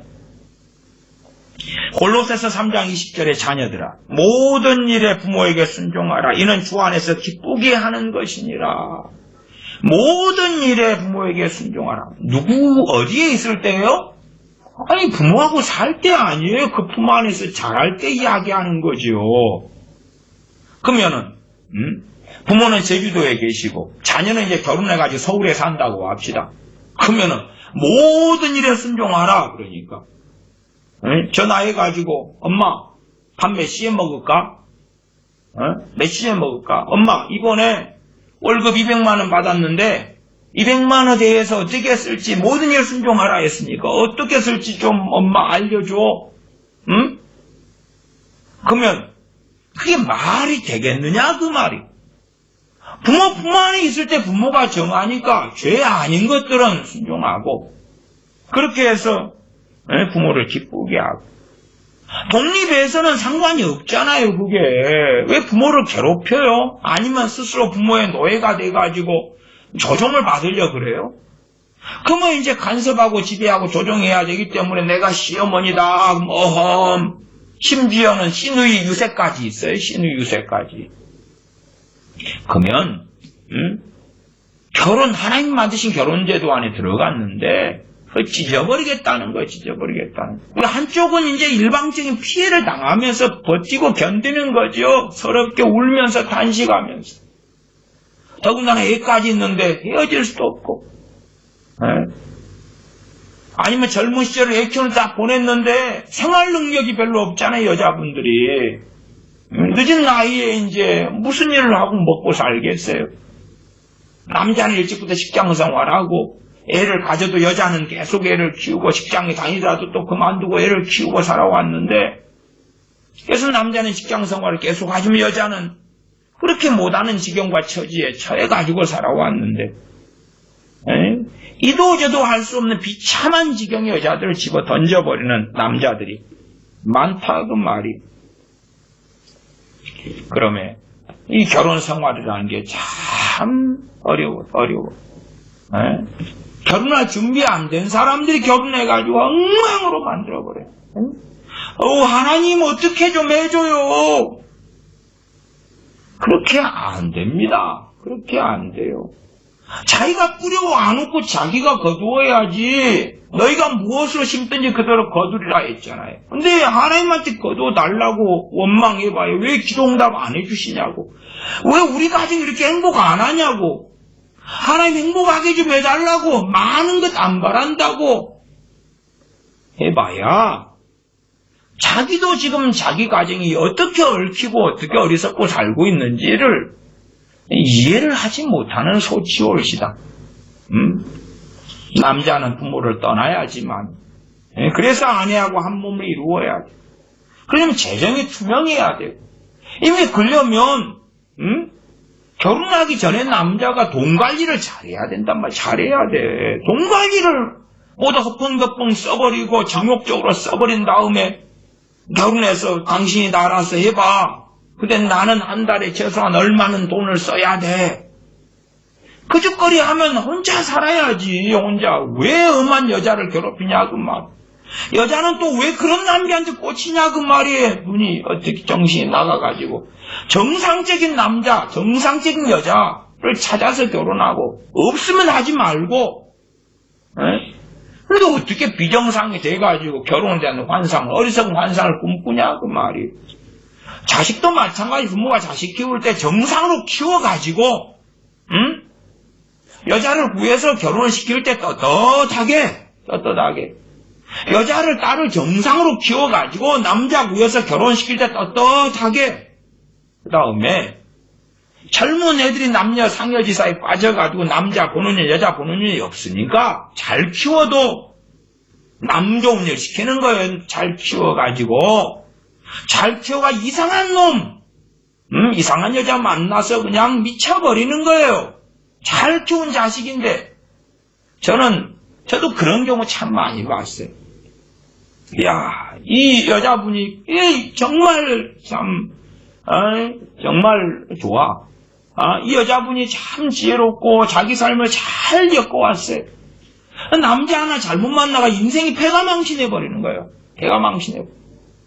또 이 남자가 괜찮은데? 여자 하나 잘못 만나가 인생이 패가망치 내버리는 거예요. 그럼 많이 봐왔다니까요.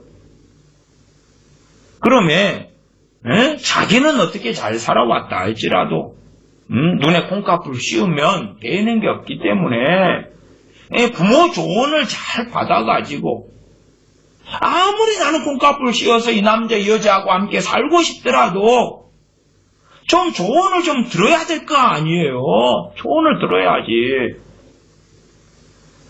그래서 콩깍불 씌기 전에 조언 듣는 게 최고 옳은 겁니다. 본래가요.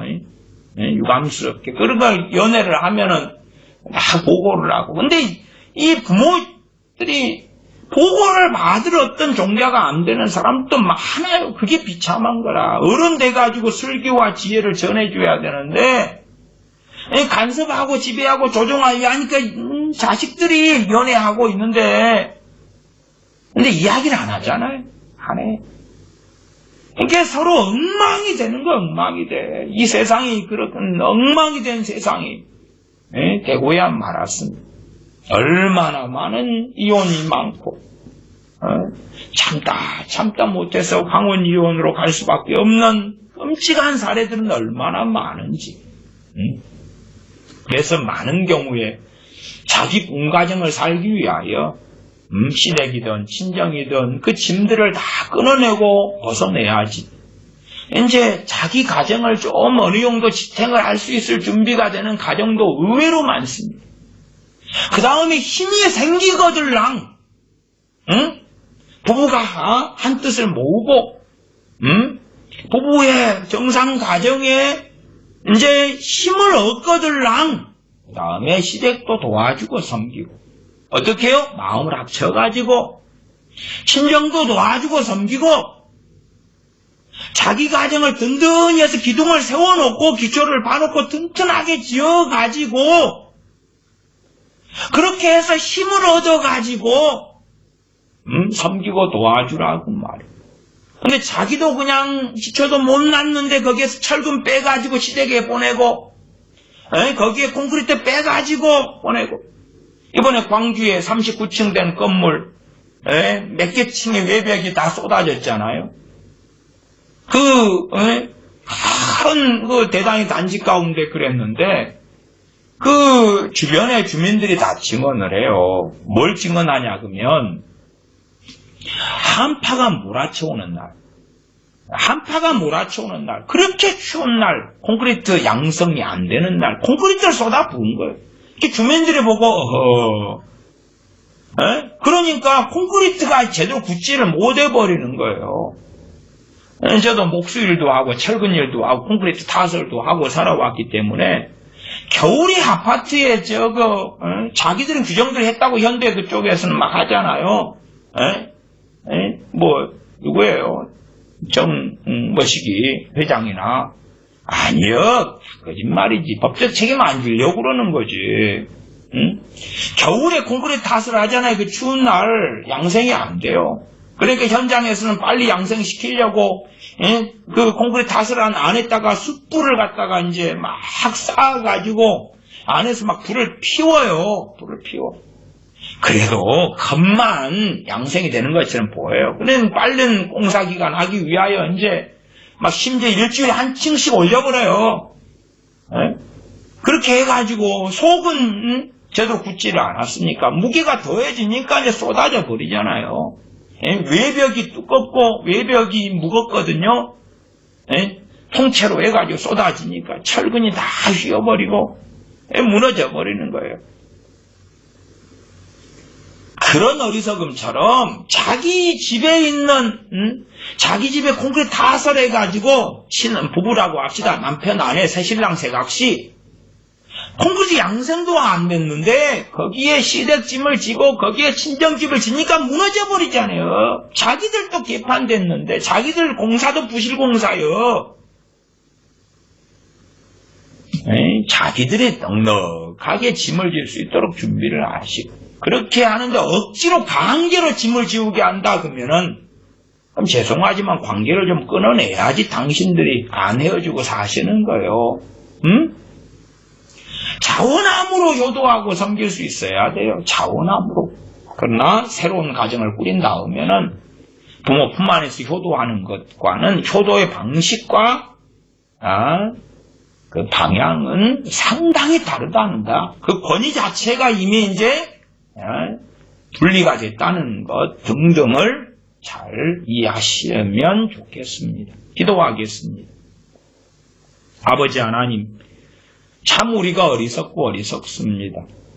심지어는 어떻게 자식을 키워서 때가 되어서 결혼만 시키면 좋은 남자, 좋은 여자만 만나게 하면 될 거라고 생각하는 어리석은 착각, 망상들도 참 많습니다.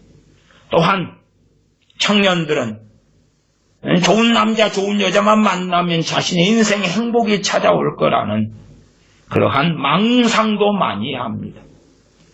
청춘 남녀는 내가 좋은 배우자로 준비가 되고 그래서 건강하게 자신의 가정들, 원가정과 정리정돈하는 준비를 하고 그러면서 투명하게 재정을 관리하고 그리고 결혼하기 전에 서로 잘 공개하고 자신들의 원가정의 짐들을 끌고 들어오지 않고 그렇게 하여 아름다운 가정을 꾸리는 가운데 힘이 있어서 부모를 사랑하고 섬기는 건강한 관계, 부모의 집이 가깝기 때문에 서로 친교하고 교제하고 사귀고 힘이 되고 위로가 되는 그러한 부모의 가정, 자녀의 가정이 되는 그러한 복락이 있는 길을 걷도록 슬기롭게 살아가게 하여 주시옵소서.